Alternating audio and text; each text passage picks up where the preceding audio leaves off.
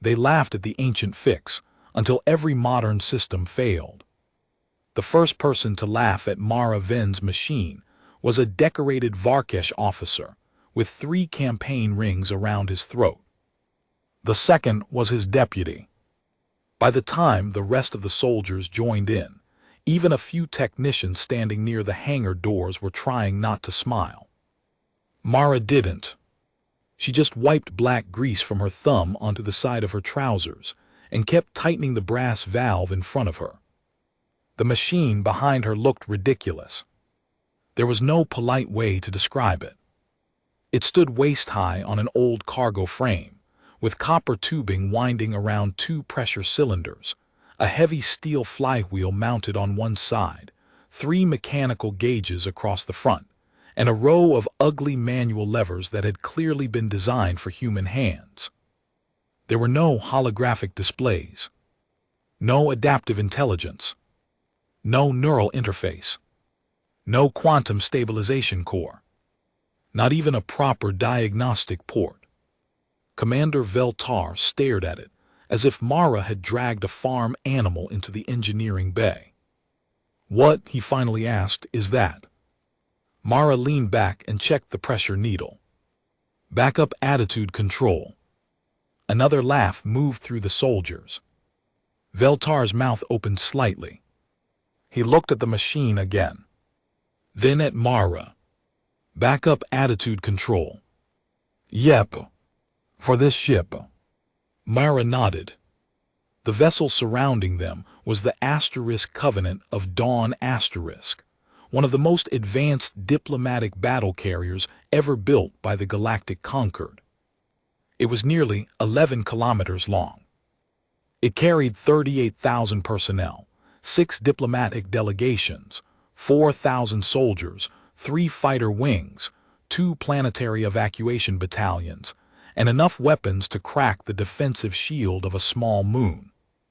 Its navigation system could calculate 7 million gravitational variables in less time than Mara could blink. Its main reactors corrected their own fusion instability before human instruments could even detect it. Its life support network adjusted oxygen concentration independently for 63 species. And Mara Ven had installed a machine that looked like it belonged in a museum. Veltar folded his 4 arms across his armored chest.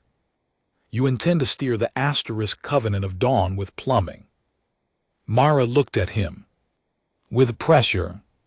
One of the younger Varkesh soldiers snorted. Mara pointed at him with her wrench.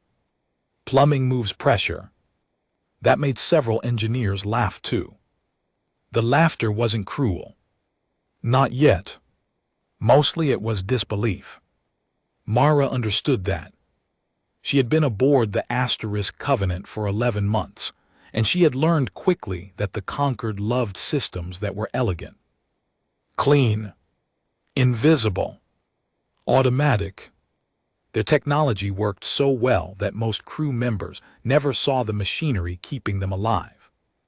Doors recognized you. Gravity adjusted beneath your feet. Medical scanners found problems before you felt sick. Weapons predicted an enemy's movement before the enemy made it. The Conquered didn't like ugly things. Human engineers, Mara had discovered, had a slightly different philosophy. If something ugly still worked after everything beautiful had died, it was worth keeping. Veltar stepped closer. He tapped the flywheel with one claw. The metal answered with a dull, solid sound. "This is primitive." "Very." "How primitive?" Mara thought about it. "The basic principles, couple thousand years." The officer actually stopped smiling. "You are serious?" "Usually. And Earth still uses such systems." "Not normally." Mara tightened another fitting. "We keep them." "For what?" She glanced up at him. "For when normal stops working." Veltar gave a slow shake of his head. "You humans are strange." Mara smiled faintly. "Been told." Outside the engineering compartment, something enormous moved past the observation ports. The blue-white shape of Namara filled half the sky. The gas giant was beautiful from orbit. Its atmosphere swirled in pale turquoise bands, and lightning storms flashed beneath layers of frozen ammonia cloud. Above the planet's northern hemisphere hung a thin silver arc of debris. That debris was why the Asterisk Covenant of Dawn had come. 3 days earlier, the mining colony on Nymara's moon Vesic had stopped transmitting. 6,000 miners, families, children, gone silent. A rescue fleet had arrived first. Then it had gone silent too. The Conquered responded by sending the Asterisk Covenant Asterisk. Diplomats officially called the mission a humanitarian investigation. The soldiers aboard had another name for it. A trap. Mara had called it something simpler. A bad place to trust one computer.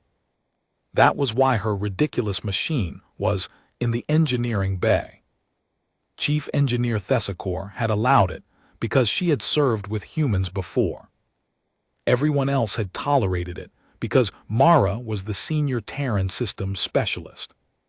But nobody believed they would ever use it. Mara preferred it that way.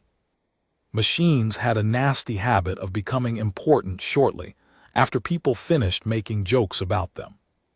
She gave the flywheel a turn. It rotated slowly, smoothly. Good bearings. Veltar watched. You truly believe this can control an 11-kilometer vessel? No. The commander raised an eyebrow ridge. Mara pointed toward the ship's maneuvering system. It can control 4 auxiliary thruster clusters, maybe 6 if the pressure holds, enough to turn us slowly, maybe stop a tumble. And if the main engines fail? We pray. The soldiers laughed again. Mara smiled with them this time. Then the lights went out. Not dimmed. Not flickered. Out. Every light.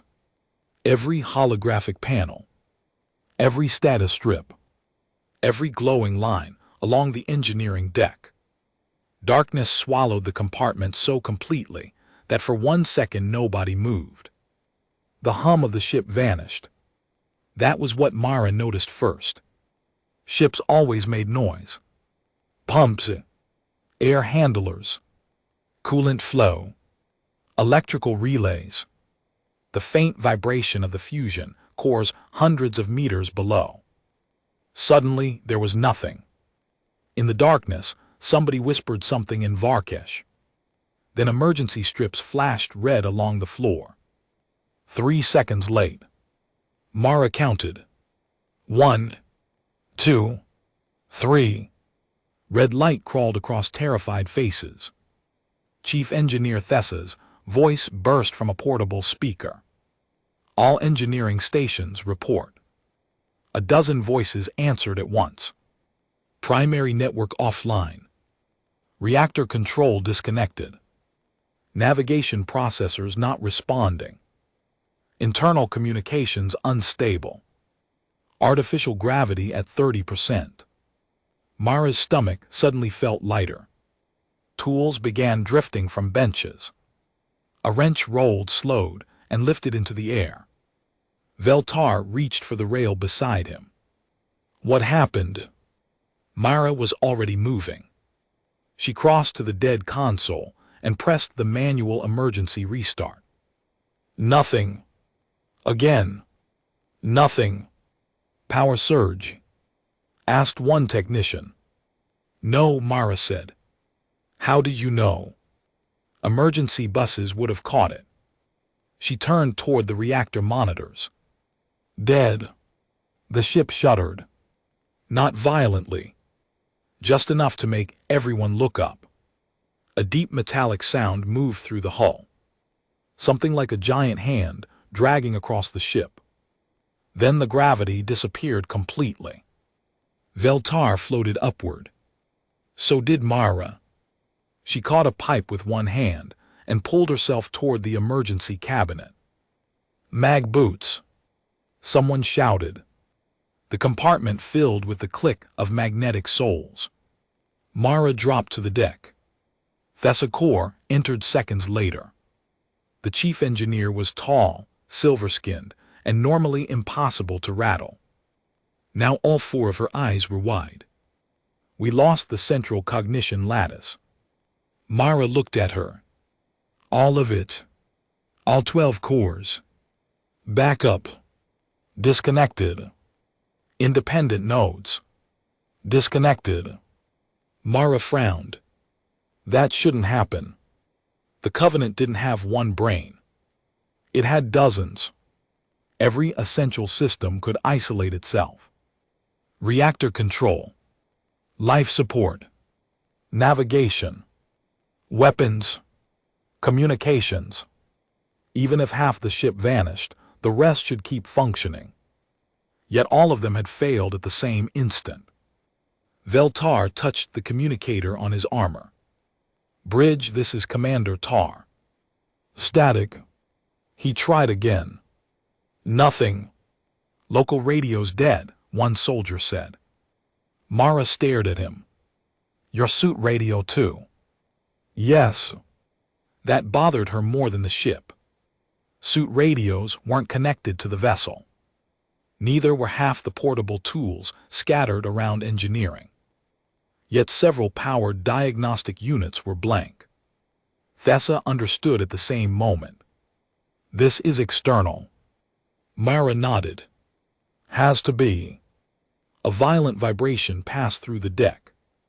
An alarm began ringing. Not an electronic alarm. A physical bell. Old. Mechanical. Mara looked toward the reactor section. Thessa did too. Her expression changed. Coolant flow. They ran. The main reactor chamber sat behind 5 layers of armored isolation doors. Only 2 opened automatically. The third refused. Mara pulled the red mechanical release. "Nothing." "Pressure lock," she muttered. A Varkesh soldier shoved beside her. "Move." He grabbed the wheel and turned. It resisted. Another soldier joined him. The heavy door groaned open. Hot air rolled through. They smelled metal. Coolant. Something burned. Beyond the door, the reactor chamber was lit by emergency chemical lamps. 2 engineers floated near the ceiling until their boots activated. One was bleeding from the forehead. Primary coolant pumps stopped. Thessa shouted, "Restart them. They won't accept commands." "Manual control." The engineer looked almost embarrassed. "There isn't one." Mara turned. "What?" "The pumps are magnetic." "I know what they are. They require field synchronization." "Can you bypass?" "The synchronization processors are dead." The ship shook again. This time harder. Mara looked at the reactor temperature gauge. It was analog. One of the few physical gauges aboard. The needle was rising. Slowly, but definitely rising. Thessa swore. "How long?" "Before forced shutdown, 11 minutes. Before damage, 20. And if shutdown fails?" Nobody answered. Mara did the calculation herself. Not explosion. Probably. Fusion reactors didn't behave like bombs. But a containment collapse could destroy the engineering section and leave the ship without power. 38,000 people would become 38,000 bodies orbiting Namara. Veltar looked at Mara. "This is your area." Mara shook her head. "No, this ship is Terran.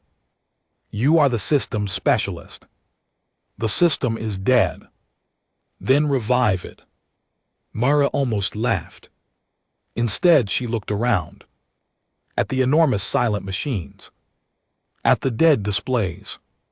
at engineers trying uselessly to restart processors that no longer recognized electricity. Then she heard something. Tick, tick, tick. A pressure regulator. Her machine, still working in the adjacent compartment, because it didn't know anything had happened. Mara froze. Thessa noticed. What? Mara looked toward the door. I need compressed gas. For what? Lots of it. Mara, do the emergency tanks still have pressure? Yes. Mechanical valves. Thessa's eyes narrowed. Yes. Mara started moving. Then we're not dead yet. Veltar followed her. What are you doing? Making the coolant move. With what? Mara pointed toward the ancient machine. The commander stared. Then actually laughed again. Not because it was funny. Because he thought stress had broken her. That device controls thrusters. It controls pressure. It cannot move reactor coolant. No. Mara grabbed an emergency breathing hose from the wall. But pressure can move a piston. Veltar's laughter stopped. Mara pointed toward a maintenance pump. It was a small mechanical transfer unit used for flushing coolant lines during dry dock. Nobody used it in flight. It wasn't connected to the reactor. It wasn't designed for emergency operation. But it had one thing the main pumps didn't.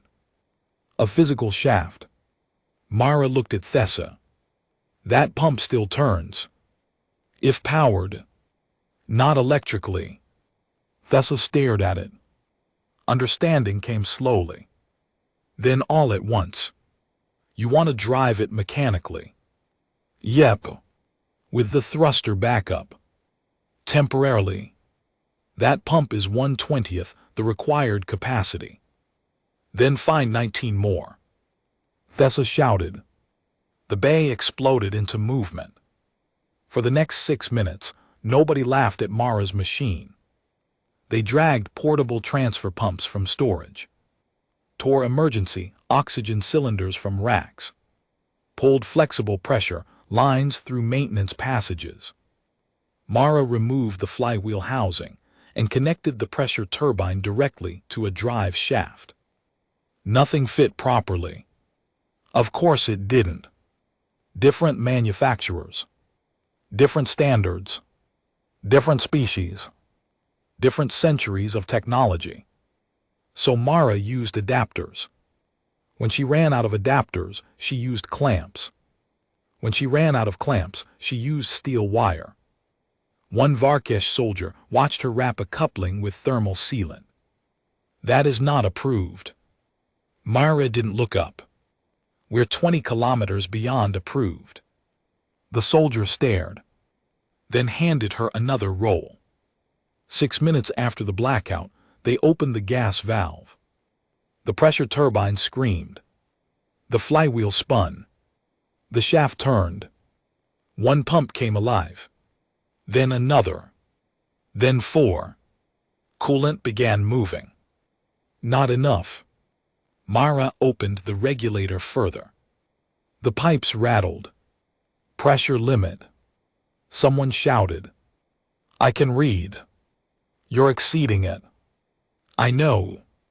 The pressure needle entered the red. Mara watched the reactor temperature. Still rising. Come on. The pump screamed. A hose bulged. One of the soldiers backed away. Mara. Come on. The temperature needle slowed.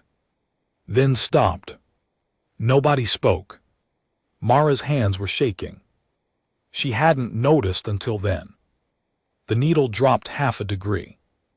Thessa exhaled. The engineering compartment erupted in cheers. Mara closed her eyes for 1 second. Just one. Then the ship lurched sideways so violently that 3 people hit the deck. A pressure line tore loose. Gas screamed into the compartment. Mara slammed the valve closed. What was that? Veltar shouted. A damaged speaker crackled overhead. A voice came through. Weak. Broken. But understandable. Engineering bridge. Thessa grabbed the receiver. Bridge engineering, we hear you. Navigation dead, we are drifting. Toward what? Static. Then.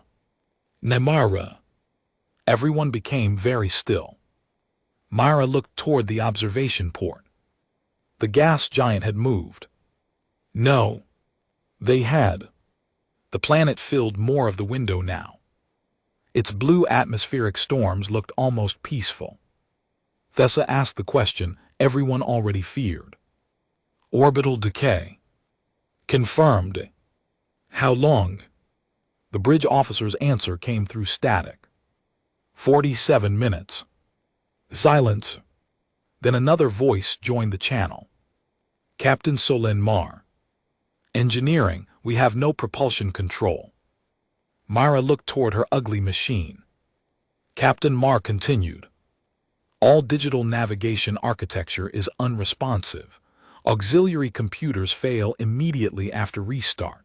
Weapons are offline. Communications beyond hardline cable are unreliable. Veltar looked at Myra. For the first time since meeting her, the commander wasn't amused. What is doing this? Myra shook her head. I don't know. A technician near the observation glass suddenly pointed. Movement. Far beyond the ship, something emerged from behind Vesic. 3 black objects. Then 5. Then 9. Long vessels. Thin. Angular. No running lights. No transponder signals. Thessa whispered. Those weren't there before. Veltar stared through the glass. His expression hardened. Military formation. More ships appeared. 12. 15. 20. The silent fleet spread across the stars. Then one of the objects flashed. The Covenant trembled.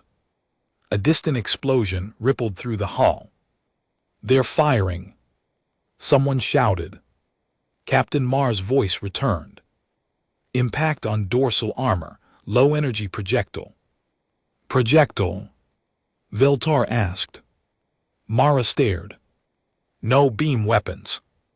No plasma. No guided missiles. Physical kinetic rounds. Primitive. The enemy understood. Whatever field had disabled the Covenant's technology affected them too. So they had brought weapons that didn't care. Another impact struck. Then another. They weren't trying to destroy the ship quickly. They were pushing it. Myra realized it first. They're changing our orbit. Thessa looked at her. What? They're nudging us toward the planet. Veltar's jaw tightened. The colony. Myra looked at him. What about it? The miners. He turned toward the silent ships. They did not vanish. Another impact. They were hunted. The truth settled over engineering like cold dust. This wasn't an accident. Someone had built a weapon specifically designed to kill modern technology. Then waited for rescuers. The Covenant of Dawn had entered the trap exactly as planned. And now it was falling. Captain Mar's voice came through the hardline again. All departments, emergency conference. Engineering, security, navigation. Manual relay only. Myra started toward the door. Veltar stepped in front of her. You remain here. Captain called engineering. You are civilian technical staff. I'm the reason your reactor is still cold. His soldiers stiffened. Myra immediately regretted the tone. Veltar stared at her. For several seconds, neither moved. Then he stepped aside. Go. The conference happened in a corridor because the tactical room's door wouldn't open. Captain Mar stood beneath red emergency lamps surrounded by officers. Navigation Chief Oris had physical star charts spread across the floor. Actual paper. Mara almost smiled. Someone had finally found something older than her machine. Captain Mar wasted no time. We have identified the phenomenon. Oris pointed toward Namara. Approximately 17,000 kilometers ahead of us is a field generator. Visible? Asked Veltar. No. Then how did you identify it? The navigation chief looked at Mara. Human equipment. Mara blinked. Mind. One of your mechanical timing units is unaffected. We compared its readings with quartz oscillators. He pointed toward a chart. Anything relying on high-frequency computational switching is becoming unstable within the field. Thessa nodded slowly. So low-frequency analog systems survive. Yes. Mara crouched beside the chart. Field radius. Unknown. Source. Likely on Vesic. Veltar looked toward the moon. The colony. Captain Mar nodded. Exactly. Mara understood. The enemy had taken the mining colony, placed some kind of field emitter there, and turned the entire region into a dead zone for advanced technology. Ships entered. Computers failed. Navigation collapsed. Rescuers drifted helplessly. Then the attackers finished them with simple weapons. Captain Mar looked around. We need propulsion. Thessa said, main drives require active containment coordination. Can we bypass? No. Auxiliary thrusters. Thessa looked at Mara. Everyone else did too. Mara hated when that happened. Maybe. Captain Mar stepped closer. Define maybe. My backup controller can operate 6 thruster clusters mechanically. Veltar said she claimed 4 earlier. Then I got ambitious. Captain Mar almost smiled. Almost. Will 6 be enough? Navigation Chief Oris shook his head. To restore stable orbit, no. Mara asked to miss the atmosphere. He looked at the chart. Possibly. How long to impact? 41 minutes. Mara stood. Then we should stop talking. The next 20 minutes became the strangest engineering operation in conquered history. Hundreds of crew members formed human, well, mostly non-human, chains through the corridors. They passed pressure hoses from storage decks, mechanical valves, emergency tanks, hand tools, old maintenance equipment nobody had touched in years. Mara crawled inside a service duct designed for creatures half her size and physically disconnected 6 thruster clusters from the dead digital control network. Every cluster had an emergency test valve. Not meant for steering. Not meant for continuous burn. But valves were valves. Pressure was pressure. Force was force. The universe didn't care whether a computer had approved the method. At Cluster 3, Mara found Lieutenant Kale Voro waiting. He was Varkesh. Young. The same soldier who had laughed first after his commander. His helmet was clipped to his belt. A cut crossed his cheek. You need assistance. Mara looked at him. You know anything about fluid pressure? No. Mechanical governors? No. Reaction thrusters? No. Good. Kale frowned. Why good? No bad habits. She handed him a wrench. Turn that when I say. He stared at the valve. This. Yes. It seems small. It is. This controls the thruster. No. What does it control? A valve that controls another valve that releases gas into a piston that moves another valve that controls the thruster. Kale stared.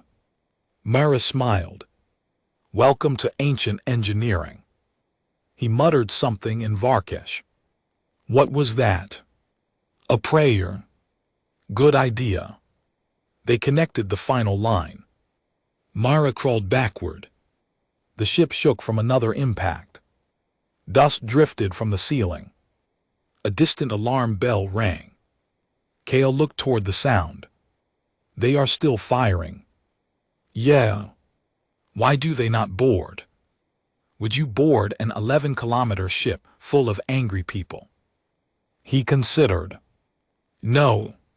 See, smart enemy. They reached engineering. The machine had changed. It no longer looked ridiculous. It looked dangerous. Pressure tubes ran from it in every direction. Technicians had added 2 more flywheels. A mechanical timing drum rotated across the top. Handwritten labels covered the valves. Port, starboard, dorsal, ventral, forward, aft. Someone had painted them with emergency marker. Captain Mara arrived. How does it work? Mara stood beside the machine. Badly. The captain waited. Mara pointed. These 6 levers control 6 thruster groups. No computer. No. No stabilization. No. No predictive compensation. No. Captain Mara looked at her. How do we steer? Mara nodded toward the observation window. We look. Silence. Navigation Chief Aura stepped forward. You intend visual navigation. We've got stars. We are orbiting a gas giant at thousands of meters per second. Then you'd better do math fast. Aura stared at her. Mara realized that came out harsher than intended. Sorry. The navigation chief slowly removed his outer uniform jacket. I will need a writing surface. Mara smiled. Now you're getting it. They found 3 physical clocks. A printed star map. 2 magnetic compasses that were mostly useless in space, but somehow comforting. A laser rangefinder with a mechanical trigger. And an antique optical telescope from the diplomatic observation deck. The telescope had been decorative. Now it was navigation. Oris took measurements. Crew members shouted times. Others calculated orbital changes by hand. Not literally by hand at first. Several species carried low-power analog calculators unaffected by the field. The calculations were slow. Imperfect. Human. Oris called the first correction. Port aft thruster 12 seconds. Mara grabbed the lever. Ready. 3, 2, 1 now. She pulled. Nothing happened. Her stomach dropped. Then the pressure line kicked. The entire machine jerked. Somewhere kilometers away, a thruster opened. The asterisk covenant of dawn moved. Just slightly. But it moved. Everyone in engineering felt it. Aura stared through the telescope. Hold. Mara held the lever. 7 seconds. Pressure fell. 8. A hose screamed. 9. Veltar grabbed the support frame as it shifted. 10. The pressure regulator hammered. 11. Mara's arm shook. 12. Stop. She slammed the lever closed. The machine groaned. 1 flywheel continued spinning. Oris checked the stars. Nobody breathed. Then he said, "Correction achieved." A cheer began. He raised one hand. "Do not celebrate. We need 11 more burns." The cheer died immediately. Mara laughed. Love your optimism. For 9 minutes, they flew the most advanced ship in the Concord like an ancient ocean vessel. Burn. Wait. Observe. Calculate. Correct. Nothing happened automatically. Every action required a person. Every person depended on someone else. A mistake in one compartment could kill thousands. And somehow that made everyone more careful, more focused. The alien fleet kept firing. 3 rounds struck the outer hull. 1 penetrated a storage bay. Another destroyed a diplomatic shuttle. The 3rd broke a pressure manifold feeding Mara's system. The line exploded. A technician screamed. Metal whipped through the compartment. Mara hit the deck. Hot gas filled the air. Calvaro tackled her behind the machine. A piece of pipe flew past where her head had been. Someone shut the valve. The screaming stopped. Mara rolled over. Cale was on top of her. "You alive?" he asked. "Think so." He climbed off. Blood ran down one of his arms. Mara sat up. "You, minor, your arm's bleeding." "I have another." "You have 2 arms." "Exactly." She laughed despite herself, then saw the broken manifold. The port and ventral lines were dead. Oris shouted from the navigation station, "We need ventral correction." Mara ran to the damage. The coupling had split completely. No spare. No time. She looked around. "Need a pipe." A technician handed her one. "Wrong size." "Smaller." Another. "Too small." "Come on, come on." Cale held up something. A barrel. Mara stared. It was the barrel from his pulse rifle. He had removed the energy assembly. "You require a tube." Mara looked at him. "That weapon costs more than my house. The ship costs more." "Fair point." She took it. The barrel almost fit. Almost. Mara wrapped it with seal tape, thermal cloth, and a strip cut from Cale's armor liner. Veltar saw. "Lieutenant." Cale looked at his commander. "Yes. That is military property." Cale glanced at Mara. "Apparently it is plumbing now." Mara laughed so hard she nearly dropped the clamp. 30 seconds later, gas flowed through the rifle barrel. The ventral line pressurized. Oris called the burn. Mara pulled. The ship turned. Through the observation glass, Nymara's horizon moved. Slowly. Painfully. But it moved. Oris watched his instruments. Trajectory improving. Captain Mar asked, "Are we clear?" "Not yet." Another kinetic round struck. The entire deck jumped. Oris grabbed the telescope. Enemy formation closing. Veltar turned toward Captain Mar. "If they continue pushing us, they can restore the collision path," she said. Mara looked at the tactical chart. "We can turn." Everyone looked at her. Veltar's eyes narrowed. "What? We're using 6 thrusters." "Yes." "So turn the ship toward them." Captain Mar understood first. "Weapons are offline. Not all weapons need computers." Veltar looked around. "This vessel's batteries require targeting processors." Mara pointed through the wall. "What about the launch rails?" Thessa stared at her. "Fighter launch. Magnetic assist won't work, but emergency catapults." The chief engineer's face changed. "Chemical." "Exactly." Captain Mar stepped closer. "You want to launch fighters without electronics?" "No." Mara pointed at the enemy formation. "I want to launch everything else. For 3 seconds, the corridor went silent.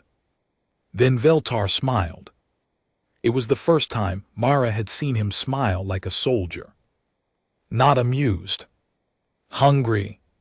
The Asterisk Covenant of Dawn carried hundreds of cargo modules, repair pods, construction masses, armored supply containers, fuel tanks.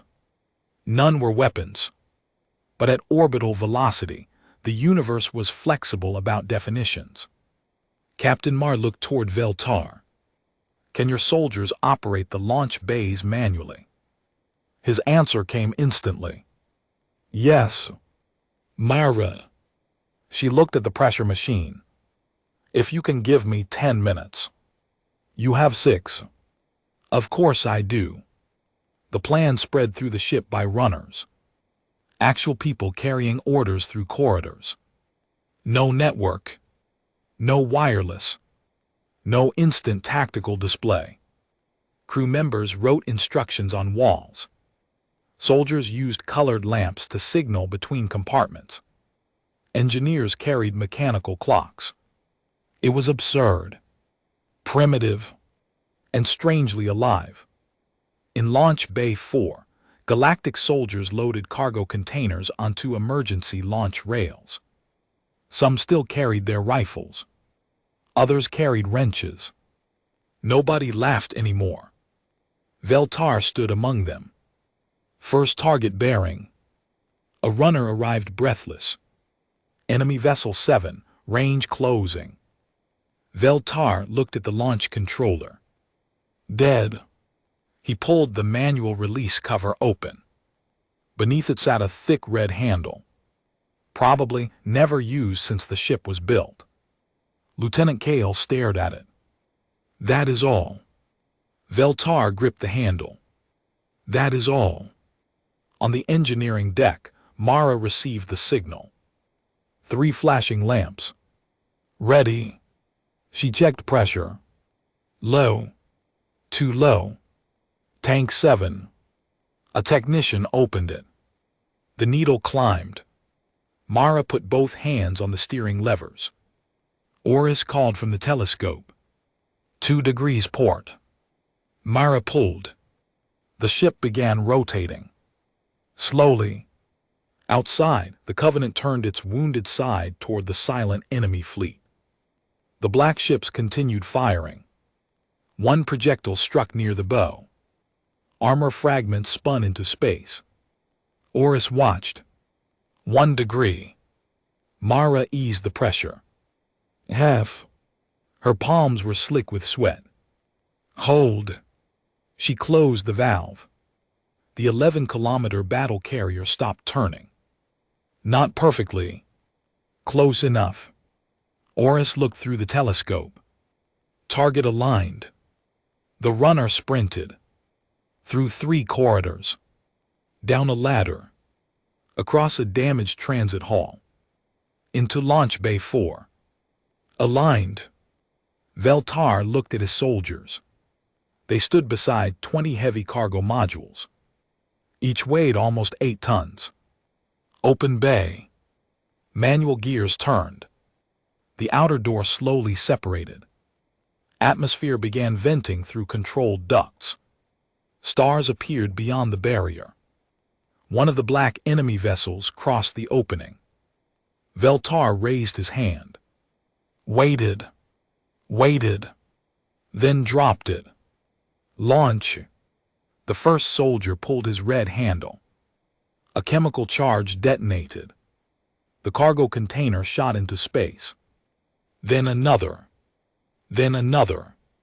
20 massive blocks of metal flew from the Asterisk Covenant. No guidance. No engines. No intelligence. Just mass. Velocity. And physics. The enemy vessel tried to maneuver.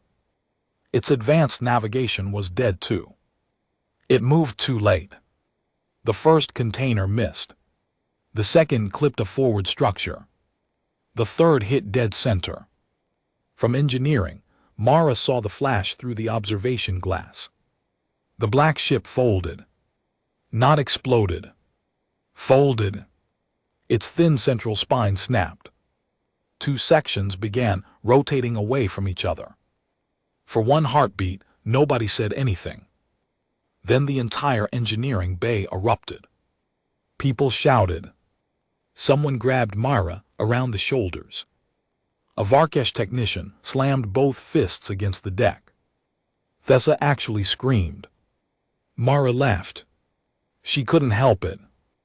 Veltar's voice arrived through the wired speaker. One hostile disabled. Captain Mar replied. Prepare another volley. Then every mechanical gauge on Mara's machine jumped. Pressure dropped. All at once. Mara stopped smiling. No. She checked the lines. No break. No leak. The supply gauges were falling too. Thessa came beside her. What happened? Mara looked toward the emergency tanks. Gas reserves. How much? Almost gone. Captain Mar's voice came through. Mara. She stared at the pressure needle. The machine that had saved the reactor. Turned the ship. Moved the thrusters. Aimed their improvised weapon. Was starving. Captain. She hated saying it. We have maybe 3 burns left. Silence on the line. Oris looked toward Namara. The gas giant remained too large in the window. How many burns required to clear the atmosphere? Mara already knew the answer. Oris whispered it anyway. 5. Nobody spoke. Outside, the silent enemy fleet began moving closer. 19 ships remained. Mara rested both hands on the ancient machine. The metal was warm. The flywheel turned slowly. Tick, tick, tick. Veltar entered engineering minutes later. His armor was scratched. One rifle missing its barrel. He looked at Mara. She looked at him. No more jokes. He shook his head. Never again. Mara gave a tired smile. Then Captain Mar's voice echoed through the wired speakers. All senior personnel report to Central Operations. A pause followed. When she spoke again, her voice was lower. We have received a signal from Vesic. Mara looked up. Everyone did. The captain continued. It is human. Mara felt cold. There were no humans on the mining colony. None. Captain Mar spoke again. And whoever sent it claims they know how to shut the field down. Veltar looked toward the moon. Trap. Mara watched the black enemy ships drifting against the stars. Probably. The commander picked up his damaged rifle. Then we go carefully. Mara looked at the pressure machine. At the ancient valves. At the shaking needle. At the one remaining idea she hadn't wanted to consider. No, she said quietly. Veltar turned. Mara wiped grease across her palms. If we go down there. She looked toward Vesic. We go primitive. And for the first time that day, not one person in the room laughed. Part 2, when the future went dark. The human signal repeated every 41 seconds. Not 40. Not 42. Exactly 41. 3 short pulses. 1 long. 2 short. Then a spoken message. This is Elia's Rook, Terran Geological Service. If any rescue vessel is receiving, do not restore digital systems. Repeat. Do not attempt restoration. The field identifies switching activity. The more power you feed your electronics, the stronger it becomes. Static. Then. Land manually. Western Excavation Zone. Marker Tower 17. A pause. If you still have a pilot old enough to remember how. Mara Ven listened to the recording twice. Then a third time. Commander Veltar stood behind her. Do you know him? No. Terran Geological Service. Civilian Survey Division. What is one of your geologists doing on Vesic? Mara shook her head. No idea. Captain Mar stood beside the central operations table. Most of it was useless. The ship's beautiful holographic tactical map remained black. So Navigation Chief Oris had spread physical charts across its surface. People leaned over paper like sailors from another age. It would have been funny yesterday. Nobody found it funny now. Captain Mar tapped the moon's western excavation zone. Can we land? Oris looked physically offended by the question. The Covenant. No. Good. A few people actually smiled. The captain pointed toward the auxiliary troop landers. Those. Thesacor answered. Flight control is digital. Mara asked, emergency descent. Chemical attitude jets. Landing gear. Hydraulic. Engines. Fusion. Mara shook her head. No processors means no containment coordination. Veltar leaned over the map. What about atmospheric gliders? Everyone looked at him. He pointed toward the evacuation bays. The colony rescue wings. Mara remembered them.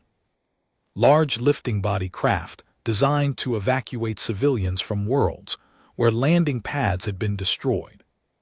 They could glide hundreds of kilometers through atmosphere after being dropped from orbit. Normally, computers flew them. But manual controls? She asked. Thessa nodded slowly. Emergency mechanical linkage. Veltar smiled.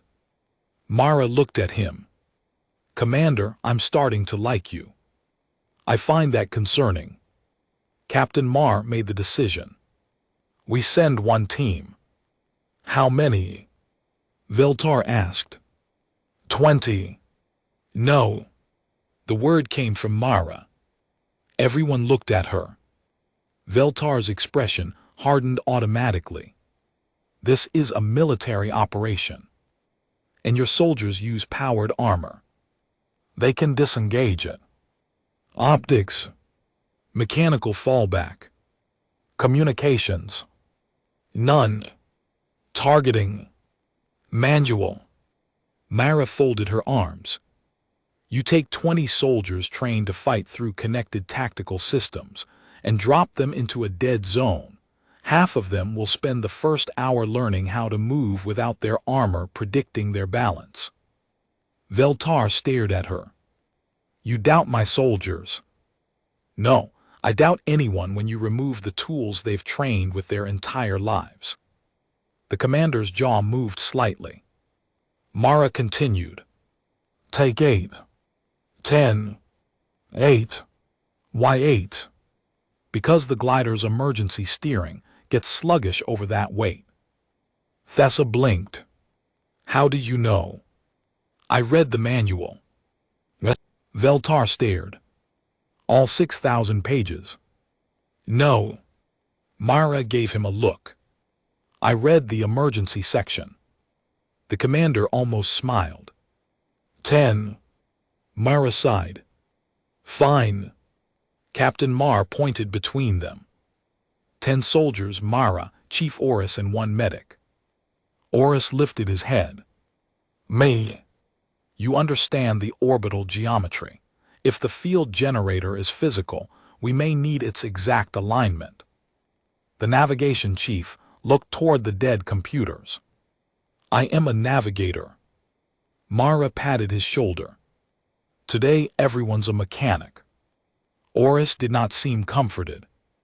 They had 23 minutes before the Covenant's decaying orbit became unrecoverable.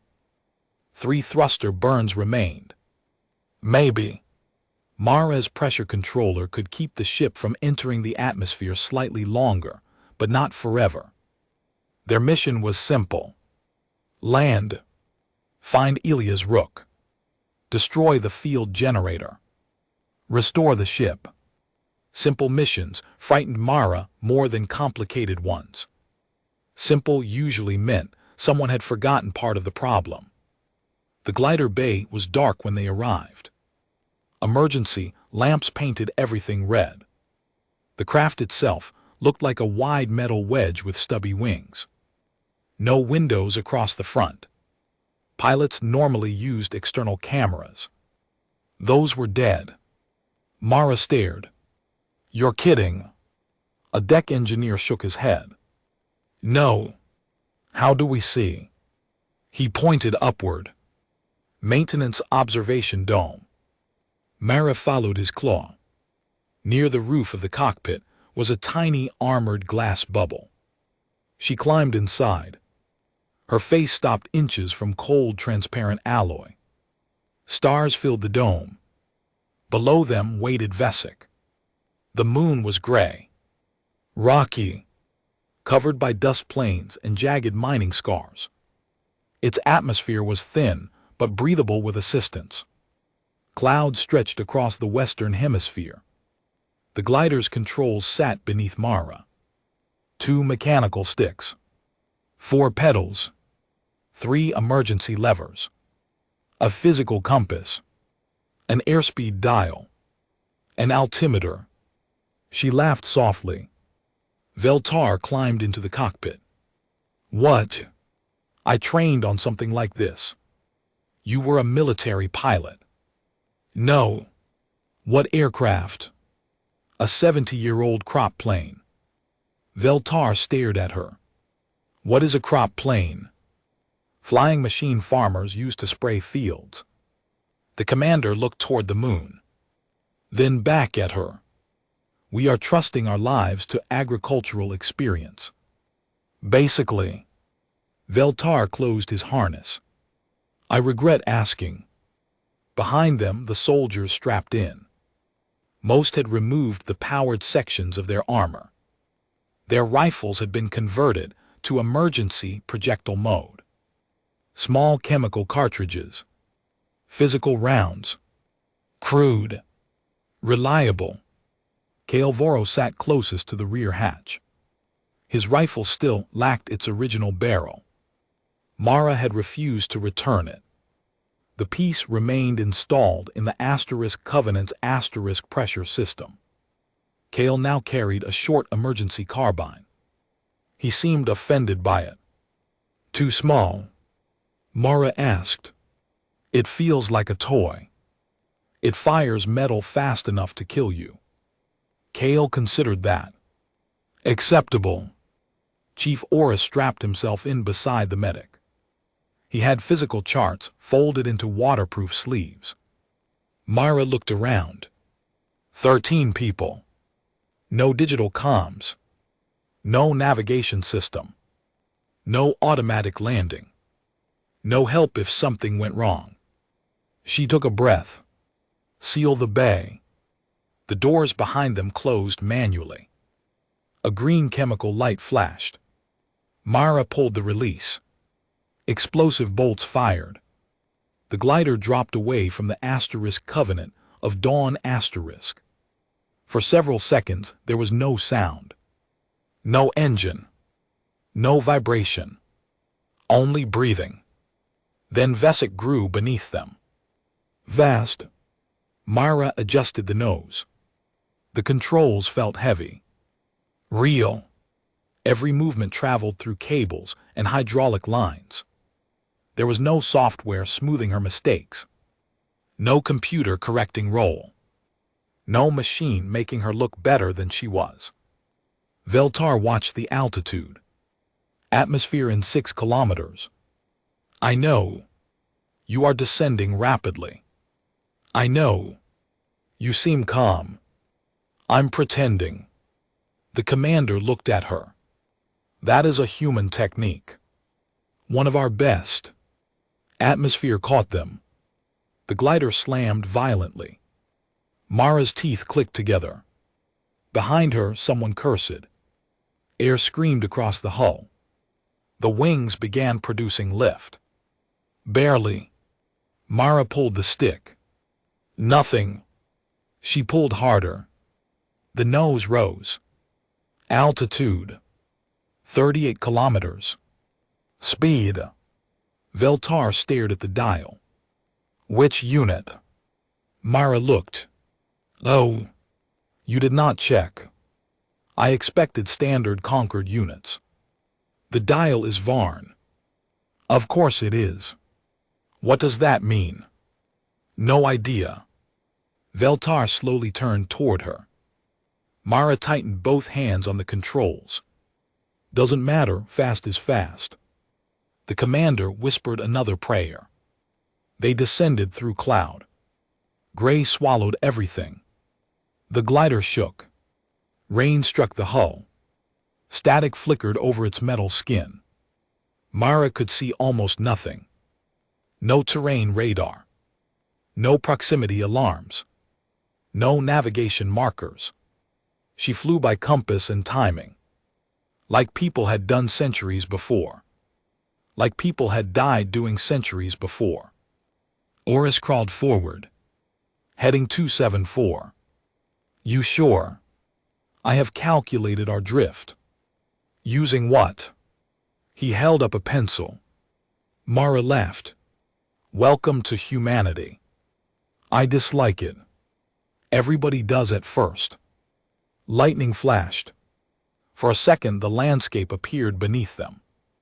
Mountains. Too close. Mara shoved the stick. The glider banked. Veltar grabbed the side handle. A black cliff slid past beneath their left wing. Was that expected? No. I appreciate your honesty. They broke through the cloud layer at 7,000 meters. The western mining district appeared below. Vast scars crossed the moon's surface. Open pits. Abandoned processors. Collapsed conveyor towers. Rows of worker habitats. No lights. No moving vehicles. No signals. Nothing. It looked dead. Oris pointed. Marker Tower 17. Mara saw it. A tall yellow structure rising from a canyon. Landing zone. 2 kilometers west. She followed the terrain. A flat stretch of mining road appeared. Narrow. Rocky. Better than nothing. We're landing there. Veltar looked down. That is a road.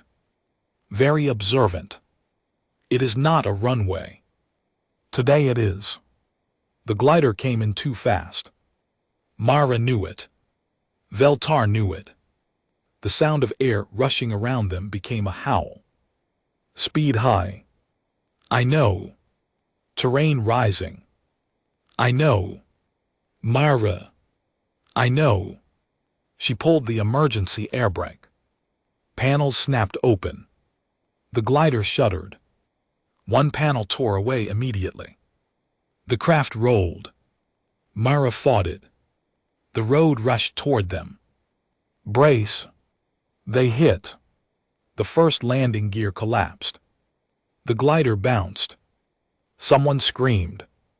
They came down again. Hard. Metal scraped across rock. One wing struck a mining barrier and ripped off. The craft spun. Mara's harness crushed her chest. The world outside became dust. Gray. Black. Gray. Black. Then they stopped. For several seconds, nobody spoke. Mara tasted blood.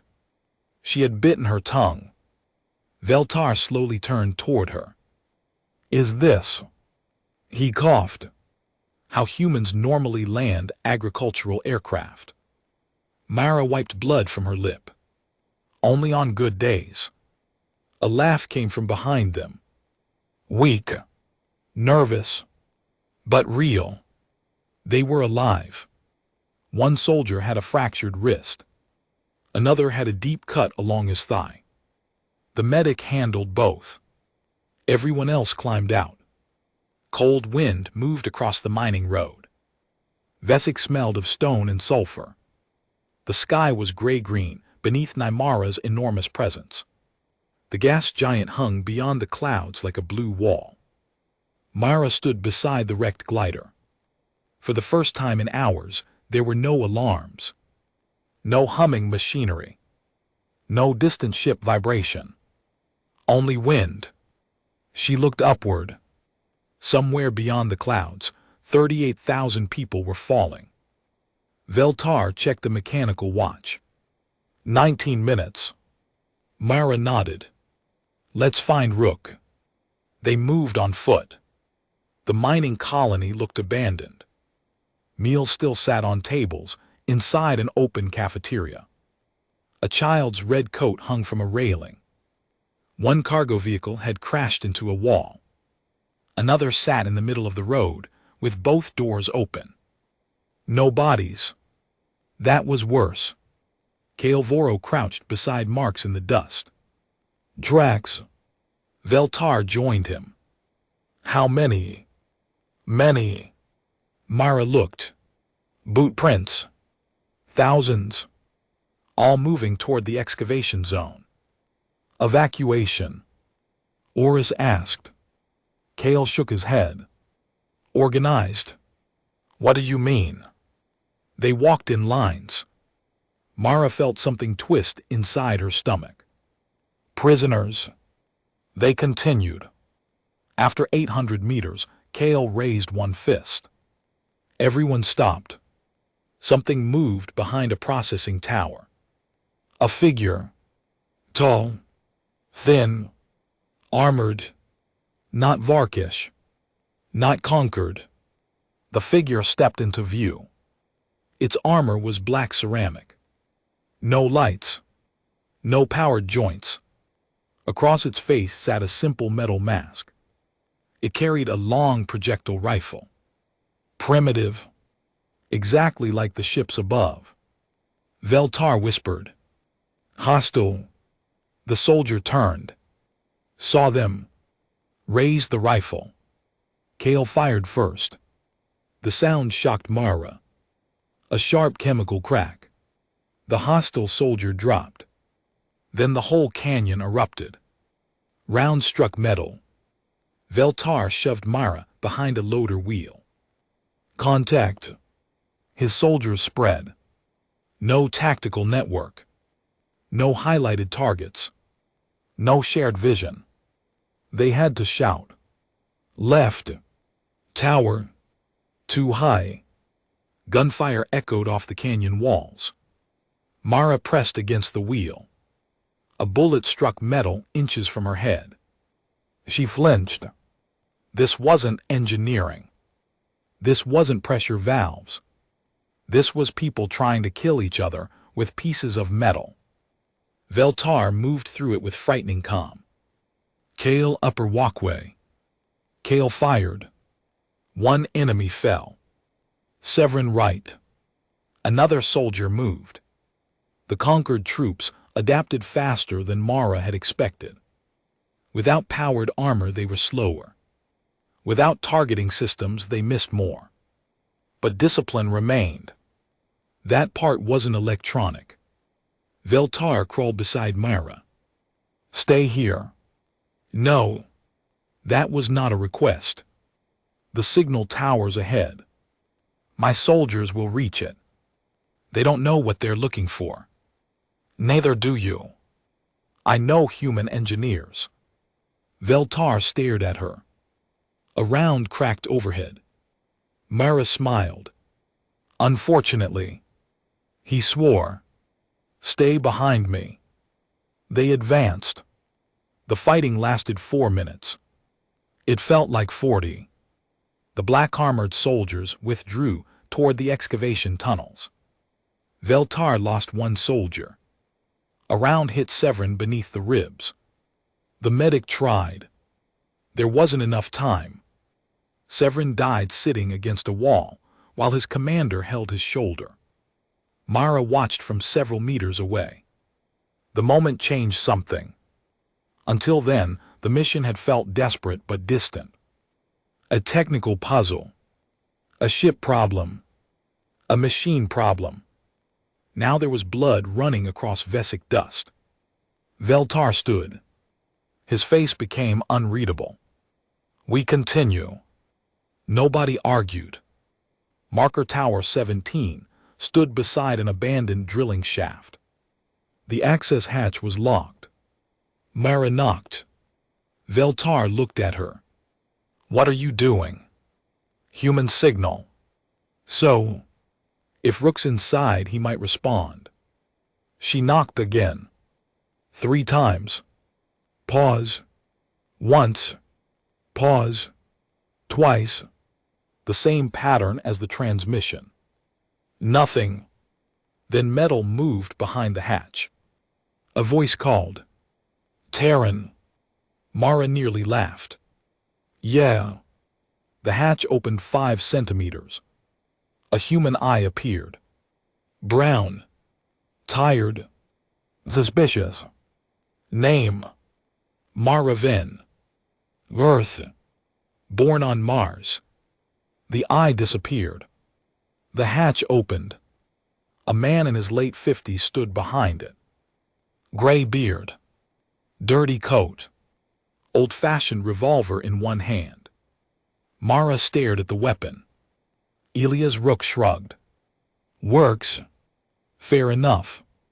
Inside the drilling station were 87 survivors. Miners. Children. Medical workers. 2 injured Concord rescue personnel. They had been hiding underground for 3 days. Mara found herself scanning the room. Only 87. Rook's face changed. Others were taken. How many? Nearly all. Veltar stepped closer. By whom? Rook looked at the Varkesh commander. Call themselves the Uln Dominion. Aura stiffened. Mara recognized the name too. Old history. Very old. The Uln had supposedly vanished more than a century earlier after refusing Concord integration. A machine-centered civilization. Ironically, Veltar said, the Dominion collapsed. No, Rook replied. They hid. He led them deeper into the drilling station. Paper maps covered a maintenance table. Copper wires ran between field instruments. Mechanical seismograph scratched lines across paper drums. Mara stared. You built all this. Rook shook his head. Found most of it in geology storage. He held up an old vibration recorder. Mining companies don't throw anything away. Mara smiled. I'm starting to respect miners. Don't, we're awful. Veltar interrupted. The field. Rook's humor disappeared. He pointed toward a map. The generator sat 3 kilometers beneath the main excavation pit. The Uln had built it inside an abandoned mineral cavern. They call it a quiet engine. Rook explained.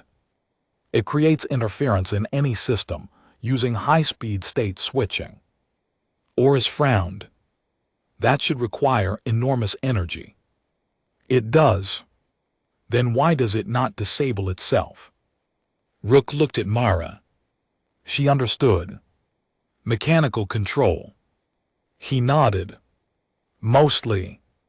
Veltar's expression darkened. They destroyed our technology using primitive technology. Not primitive, Rook said. Mara glanced at him. Rook continued. Deliberate. He tapped the map. That's the mistake everybody keeps making. Old doesn't mean stupid. The words sat heavily in the room. Rook explained the rest. The Uln had spent generations watching the conquered become dependent on integrated systems. Ships talked to themselves. Armor talked to weapons. Weapons talked to sensors. Cities talked to satellites. Everything became faster, smarter, more connected. The Uln had designed a weapon aimed not at the machines themselves, but at dependence. Turn the field on. Watch civilization become helpless. Then arrive carrying simple rifles, mechanical clocks, optical sights, pressure systems, and chemical engines. They've got nearly 6,000 colonists in the main pit, Rook said. Why keep them alive? Asked Veltar. Labor. For what? Rook pointed beneath the generator. There's something under Vesic. Mara looked at the geological map.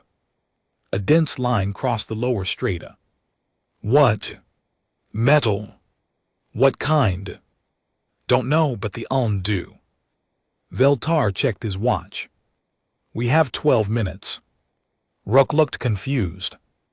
Until the Asterisk Covenant enters unrecoverable descent.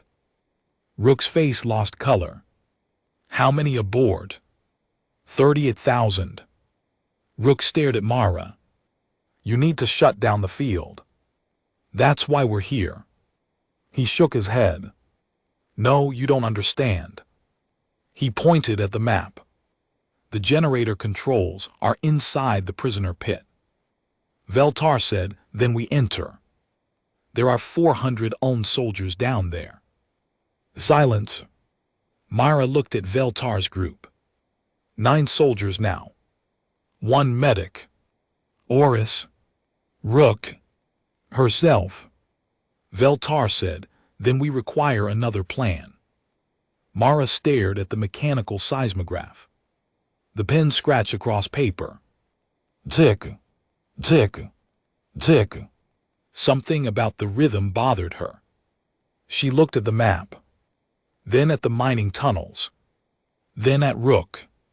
What powers the quiet engine? Thermal station.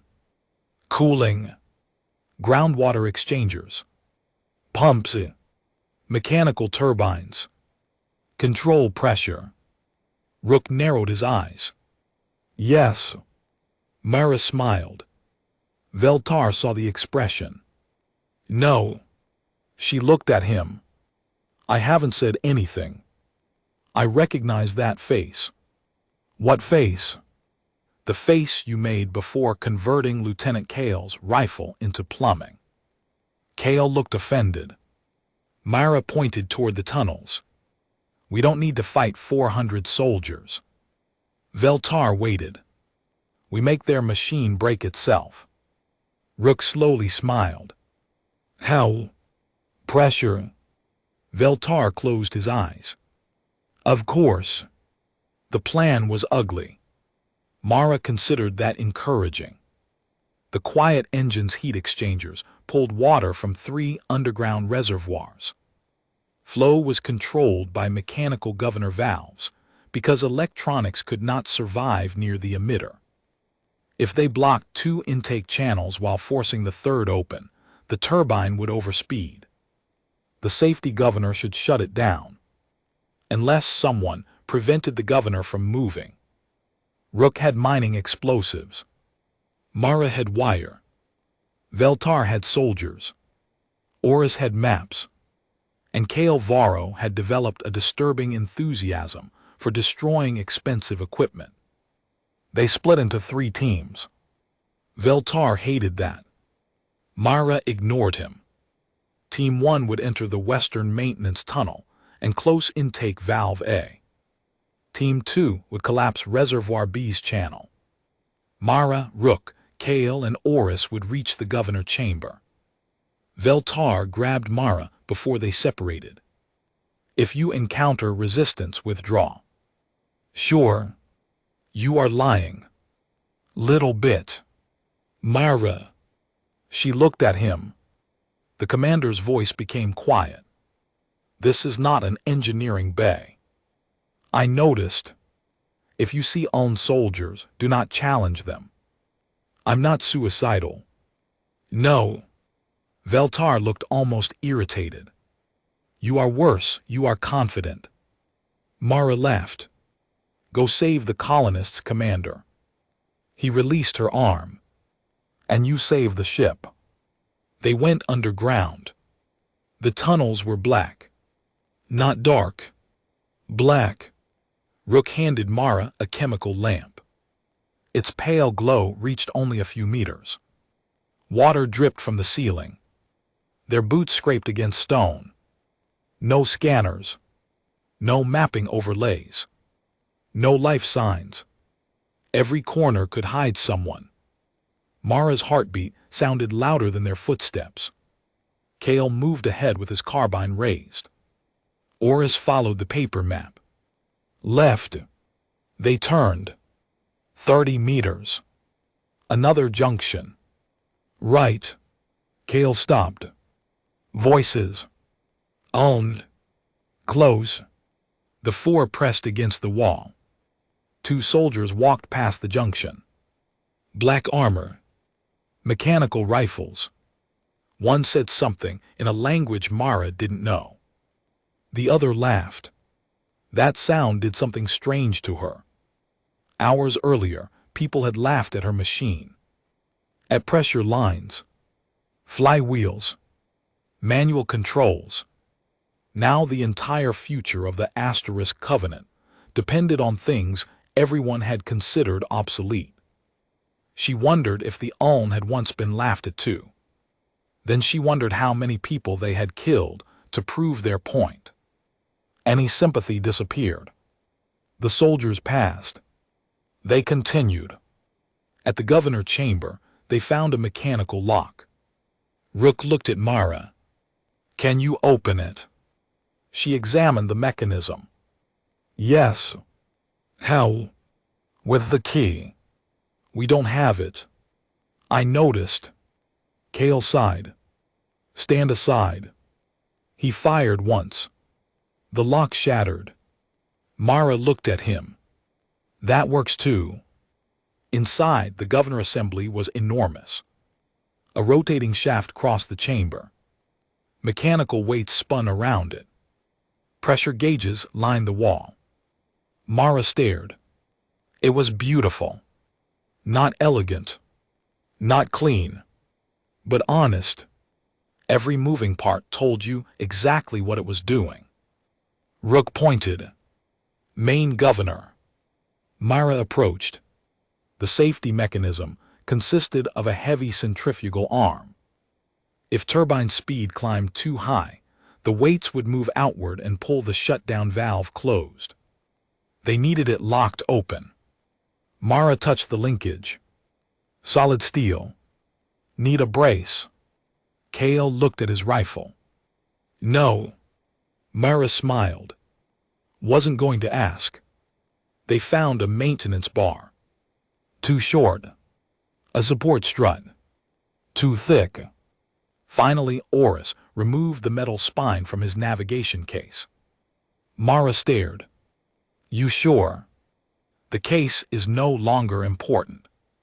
"You're learning." "I hate this mission." They wedged the metal bar into the governor mechanism. Mara tightened it. "Once the turbine overspeeds, this will try to move." "How much force?" Rook asked. "A lot." "Will that hold?" "No idea." Comforting. A distant explosion rolled through the tunnels. Dust fell from the ceiling. Rook looked up. Reservoir B.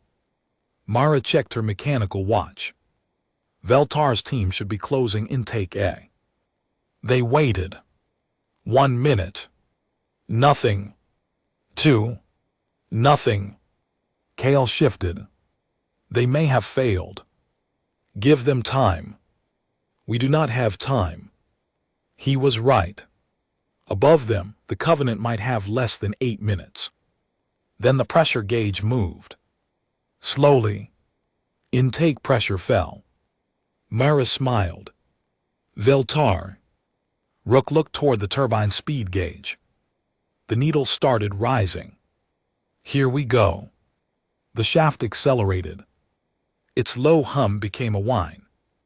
Mara watched the governor. The spinning weights moved outward. The linkage pulled. Stopped.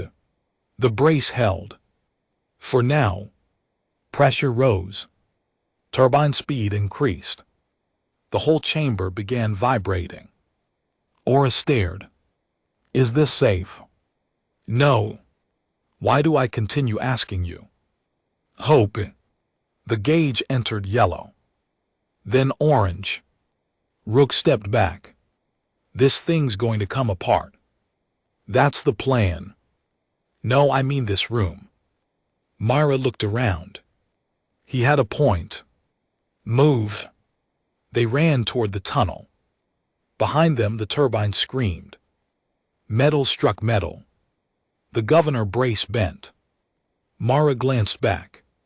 Come on. The brace slipped. No. She turned. Kale grabbed her. What? It's closing. The safety linkage moved. The turbine began slowing.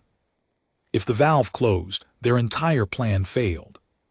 Mara pulled away. I have to stop it. Kale followed. Rook shouted, Mara! She ran back into the chamber. The metal bar had bent nearly 90 degrees.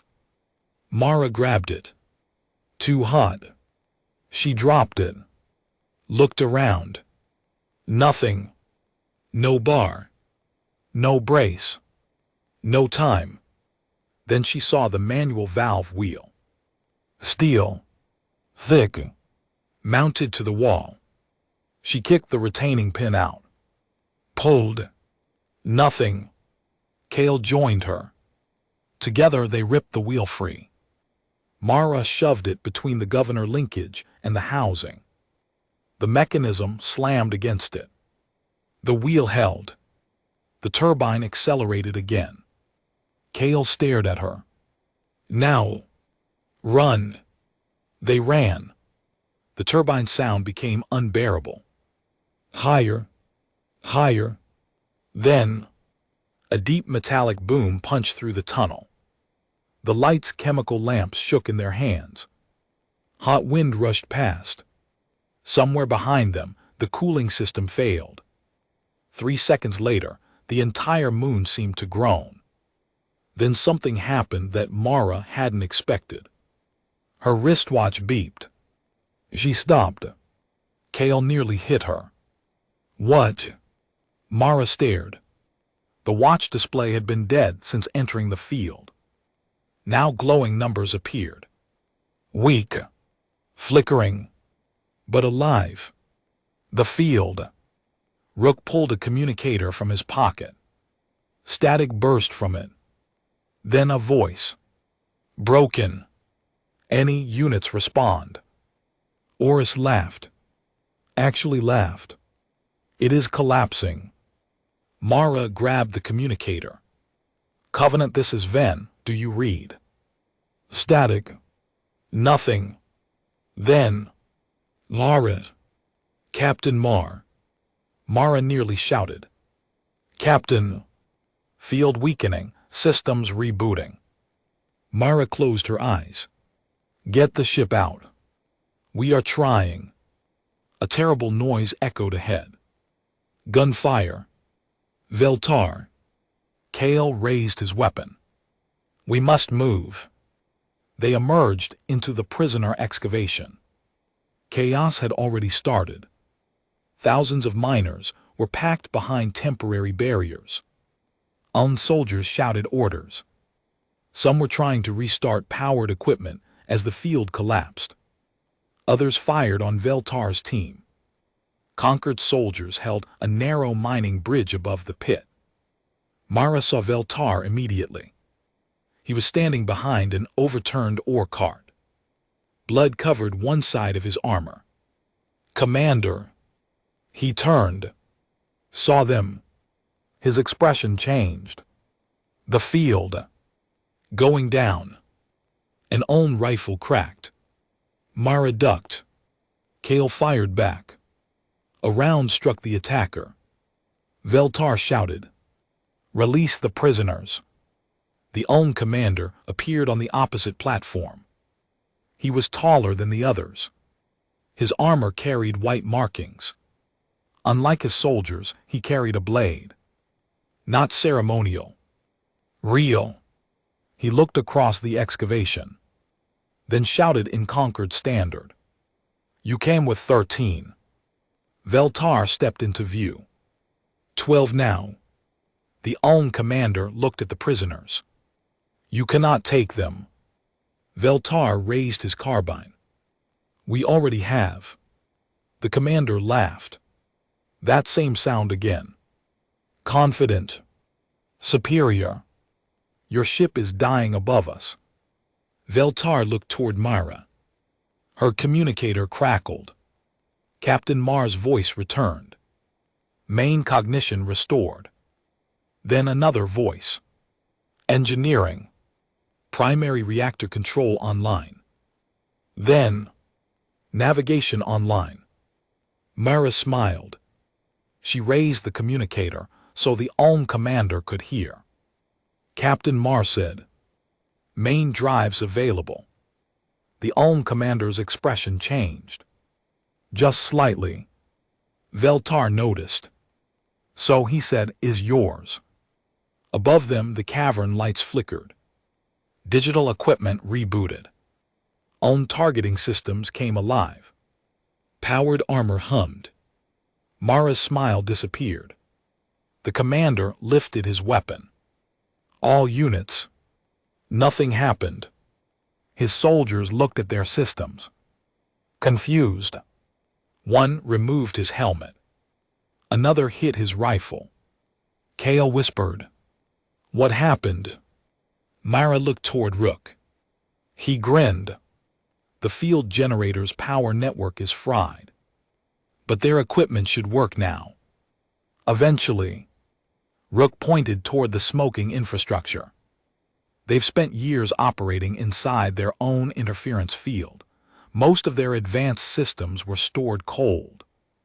Myra understood. Battery degradation. Corrosion.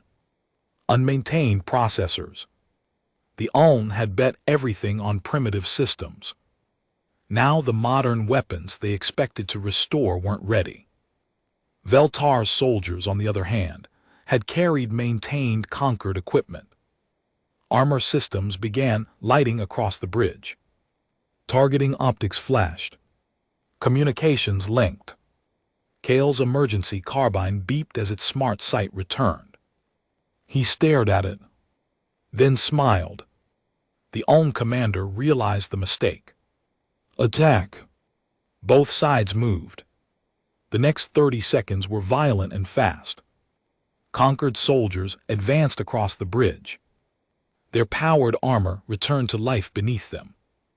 Kale moved like a different creature.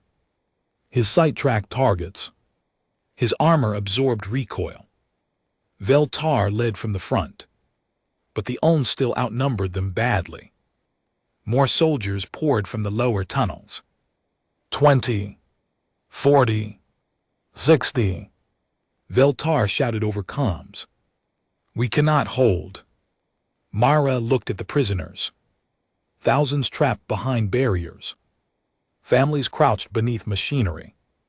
Children screamed. The Ulm commander pointed toward them. Two soldiers began rotating an old mechanical cannon.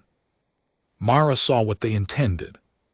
If they couldn't keep the prisoners, they would kill them. No. She ran. Veltar saw her. Mara. She ignored him. The cannon crew swung the barrel toward the civilian enclosure. Mara crossed open ground. Rounds hit the dirt around her. She felt one pass close enough to tug her jacket. The cannon breech opened. A soldier loaded a shell. Mara reached the control platform. An Ulm guard stepped in front of her. He was nearly 2 meters tall. Black armor. Heavy blade. Mara had no weapon. He looked at her. For half a second both froze. Then he attacked. Mara did the only thing she knew. She threw the toolbox. The heavy steel box struck his faceplate. He staggered. Mara dove toward the cannon controls. The system was mechanical. Of course it was. Elevation wheel. Traverse gear. Firing lever. Simple. The Ulm soldier recovered. He grabbed Mara's coat, pulled her backward. She hit the floor. The blade came down. A shot cracked. The soldier dropped. Kale stood 20 meters away. Engineer. Mara looked at him. Thanks. Stop leaving cover. Working on it. She climbed onto the cannon. The civilian enclosure was directly ahead. She rotated the traverse wheel. Slow. Painfully slow. The gun moved away from the civilians. An own soldier saw. He ran toward her. Mara turned faster. The cannon crossed the excavation. Past the enemy platform. Past the support tower. Then she saw it. The main tunnel. Dozens of own soldiers entering. She stopped turning. Loaded shell already in chamber. Mara stared at the firing lever. Veltar's voice came through her communicator. Mara, get away from that weapon. She pulled the lever. The cannon fired. The blast knocked her off the platform. The shell crossed the cavern and struck the tunnel roof. Rock exploded. The entrance collapsed. Dust swallowed the advancing own troops. Mara landed flat on her back. Pain shot through her shoulder. She couldn't breathe for a second. Then someone hauled her up. Veltar. He looked furious. You disobey instruction with remarkable consistency. Mara coughed. You're welcome. He almost threw her behind cover. The own commander charged across the bridge. His soldiers followed. Conquered troops opened fire. Rounds sparked against armor. Veltar moved toward him. Mara grabbed his arm. What are you doing? My job. The commander pulled free. The two leaders met near the center of the bridge. No ceremony. No speech. The own commander fired. Veltar twisted aside. The round tore through his upper armor. He stumbled. The own closed the distance and swung his blade. Veltar blocked it with his rifle. The weapon cracked. Both men crashed against the railing. Mara watched helplessly. Kale tried to fire. No clear shot. The own commander struck Veltar across the helmet. Once. Twice. The Varkesh fell to one knee. The blade rose. Mara looked around. Anything. Pipe. Tool. Weapon. Her hand touched the emergency pressure cylinder attached to her belt. A small maintenance tank. She had forgotten it was there.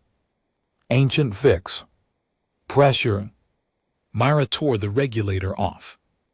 Gas blasted from the opening. The cylinder jumped in her hands. She pointed it. Not at the commander. At the bridge deck. Released it. The cylinder shot forward like a missile. It struck the own commander behind the knees. His legs disappeared beneath him. Veltar moved instantly. He hit the commander with the broken rifle. Once. Hard. The own fell against the railing. His blade dropped into the pit. Veltar stood above him.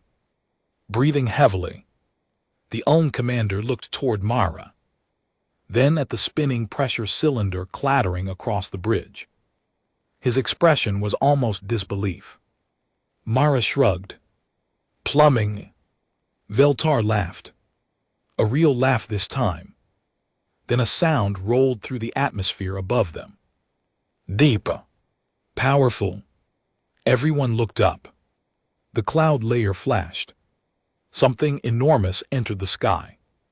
Not falling. Flying. The Asterisk Covenant of Dawn Asterisk. Its main engines burned bright enough to turn Vesik's clouds white. The battle carrier passed overhead like a moving city. The surviving own soldiers stopped fighting. One by one, weapons lowered. Captain Mar's voice filled every restored communicator. All conquered ground units, hostile orbital vessels disabled or surrendered, rescue wings launching now. Veltar looked at Mara. They survived. She nodded. Her throat tightened unexpectedly. Yeah. Above them, smaller craft separated from the Asterisk Covenant. Dozens. Then hundreds. Rescue shuttles. Fighters. Medical transports. The future had turned back on. But Mara couldn't stop looking at the broken cannon. The mechanical rifles. The pressure cylinder. The paper map still sticking from Oris's jacket.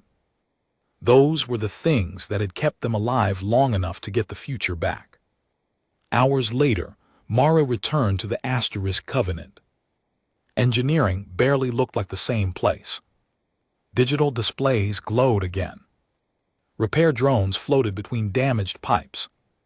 Diagnostic holograms hovered above consoles. The fusion reactors purred. Everything was clean. Vast. Modern. Beautiful. And right in the middle of it sat Mara's machine.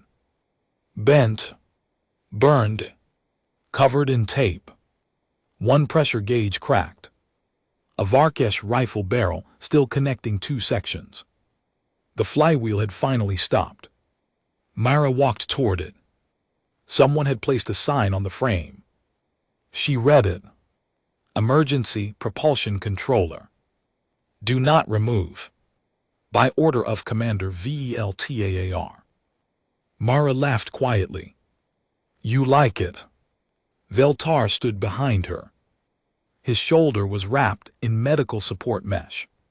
She pointed at the sign. You ordered them to keep this. Yes. You called it plumbing.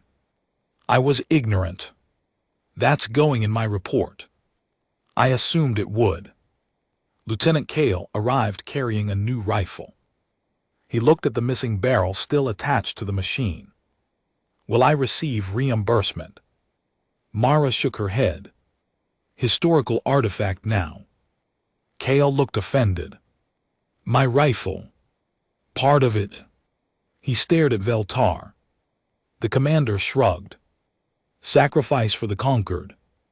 Kale muttered something. Mara smiled. Chief Engineer Thessa approached carrying a datapad.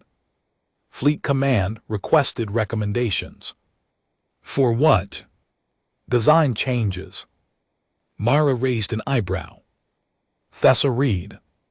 Independent low-frequency backup architecture, mechanical life support overrides, analog navigation equipment, manual propulsion control, chemical launch mechanisms.